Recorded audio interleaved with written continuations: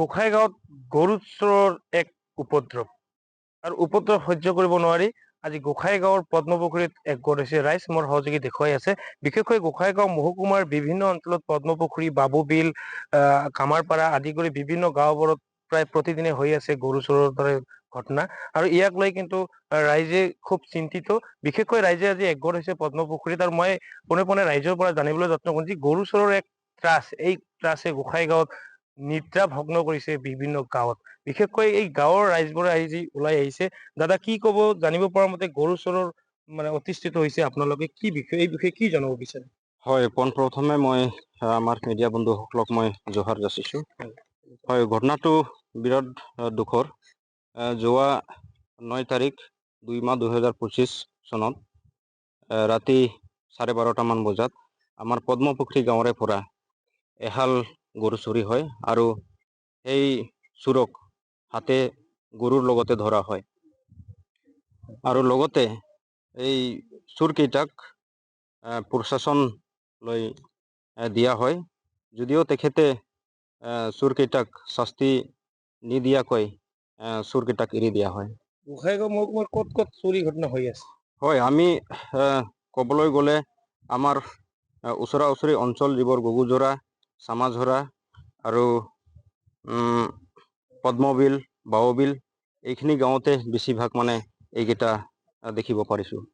হয়, আমি চৰকাৰক বা ব্ৰিটিছ চৰকাৰক আমি এইখিনি জনাব খুজিছোঁ, কাৰণ যিখিনি আমাৰ গৰুহালকেইটা নিজৰ খেতিৰ কৰাৰ কাৰণে আমি লালন পালন কৰোঁ, সেইখিনি এই বছৰতে আমাৰ পদ্মপুখুৰী গাঁৱৰে পৰা দুবাৰ তিনিবাৰকৈ চুৰি হ'ল আৰু যোৱা বছৰত 5-6বাৰ মান চুৰি হ'ল বুলি মই জানো। বিভিন্ন গাঁওবোৰত চুৰি হৈ আছে নেকি এতিয়াও? হয়, ইতিমধ্যে আমি শুনামতে আজি ৰাতিও এই আমাৰ শ্ৰীৰামপুৰ অঞ্চলৰ পৰা হয়, আৰক্ষীক আমি অৱগত কৰিছোঁ আৰু আৰক্ষীকো জনোৱা হৈছে। আমাৰ ৰাইজৰ এটা দাবী হ'ল চোৰকেইটাক উচিত শাস্তি দিব লাগে আৰু পৰৱৰ্তী কালত যাতে আমাৰ গাঁৱৰে বা অঞ্চলৰ পৰা কোনো তেনেধৰণৰ চুৰি নহয়। হয়, এইখিনি আমি ৰাইজেও বুজিব পাৰিছোঁ, কাৰণ আৰক্ষীৰ কিবা এটা বেমেজালি আছে। যদিও আৰক্ষীয়ে ভালকৈ তেখেতৰ কাৰণে তদন্ত কৰা নাই, তো আমি বুজিও পাইছোঁ কিবা এটা তেখেতৰ ভিতৰত ষড়যন্ত্ৰ আছে বুলি। আপোনাৰ নাম কি আছিল? হয়, মোৰ নাম প্ৰদীপ হস্তা, মই পদ্মপুখুৰী গাঁৱৰে গাঁওবুঢ়া হয়। ঠিক আছে, ধন্যবাদ থাকিল। মই আকৌ জানিবলৈ যত্ন কৰিম, বিভিন্ন ব্যক্তিসকল আহিছে ইয়াত। দাদা, আপুনি যদি অলপ কয়, বিশেষকৈ গৰু চোৰক লৈ আপোনালোকে চিন্তিত। গোসাইগাঁও বিভিন্ন অঞ্চলত গৰু চোৰাৰ ঘটনা প্ৰতিদিনে হৈ আছে, কি কব এই বিষয়ে লৈ?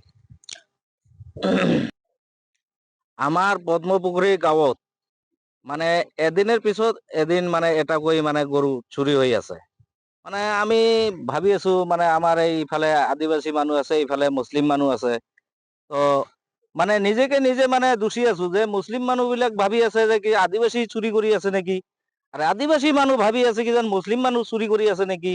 মানে দুয়োজনে মানে এটা বিভাজন সৃষ্টি কৰাৰ কাৰণে আমি মানে ভাবি আছিলো। তাৰ পিছত যিদিনা মানে চুৰিটো হোৱাৰ পিছত আমি চোৰটো ধৰিলো গৰুৰ লগত লৈ।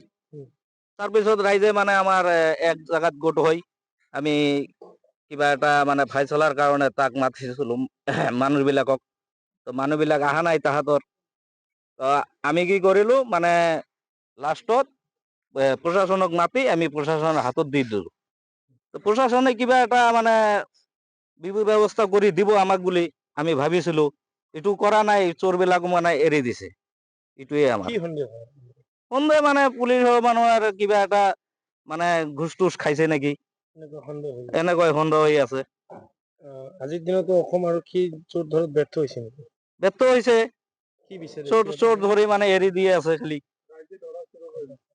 ৰাইজে ধৰাৰ মানুহ মানে চোৰ বিলাকক এৰি দি আছে। কোন থানা আছে? গোসাইগাঁও থানা। ঠিক আছে, হ'ব, ধন্যবাদ থাকিল।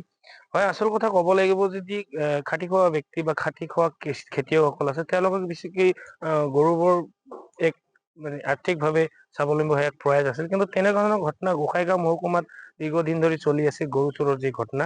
বিশেষকৈ এই অঞ্চলৰ ৰাইজে চিন্তিত হৈ পৰিছে। এই গৰুবোৰ চুৰ কৰাক লৈ আৰক্ষীৰ একো দৃষ্টিগোচৰ হোৱা নাই বা আৰক্ষীক এওঁলোকে অৱগত কৰিছিল, চোৰ ধৰিও দিছিল, কিন্তু চোৰক 24 ঘণ্টাৰ ভিতৰত এৰি দিয়া হৈছিল। ইয়াক লৈ কিন্তু এক ডাঙৰ এক সন্দেহৰ সৃষ্টি হৈছে সচেতন ৰাইজৰ মাজত।